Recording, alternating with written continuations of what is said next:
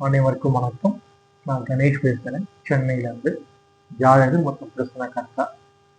இன்னைக்கு நான் பார்க்க போகிற தலைப்பு என்னன்னா, இப்போ நிறைய பேர் என்ன கேட்குறாங்கன்னா, நான் ரயில் எஸ்டேட் பண்ணலாமா, வீடு விற்று லாபம் பார்க்கலாமா அப்படின்னு நிறைய பேர் வந்து கேட்குறாங்க.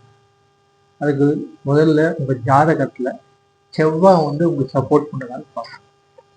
ஒன்று கன்னி ராசியில் செவ்வாய் இருந்தாலும், இல்லை செவ்வாய் கன்னி ராசியை பார்த்தாலும் நீங்கள் ரியல் எஸ்டேட் பண்ணலாம்.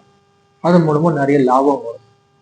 இது இல்லாம சிம்ம ராசியோ இல்லை விருச்சிக ராசியோ இல்லை தனுசு ராசியிலோ பிறந்தவங்க இருந்தாங்க, அவங்க ரியல் எஸ்டேட் பண்ணலாம். ஆனால் அவங்களுக்கு லாபம் சுமாராக தான் இருக்கும்.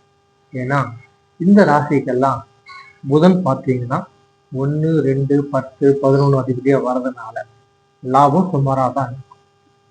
இப்போ இந்த செவ்வாய் உங்களுக்கு சனியோட தொடர்பு இருக்கா அப்படின்னு பாருங்க. சனியோட தொடர்பு இருந்ததுன்னா நீங்க பழைய வீட்டை விட்டு பிசினஸ் பண்ணி லாபம் சம்பாதிக்கலாம். இது சுக்கிரன் உங்களுக்கு தொடர்பு இருந்துச்சுன்னா சொகுசு பங்களா, விலாஸ் அந்த மாதிரி வீட்டை விட்டு லாபம் பார்க்கலாம். இதுவே புதனோட சம்மந்தப்பட்டிருந்ததுன்னா காலி மனையை வித்து பிசினஸ் பண்ணலாம். இது மாதிரி உங்க ஜாதகத்துல எந்த கிரக சேர்க்கை இருக்குன்னு பார்த்து அது மாதிரி நீங்க பிசினஸ் பண்ணி மேலும் வளரணும்னு நான் விரும்புகிறேன். வாழ்க வளர்ந்து. நன்றி.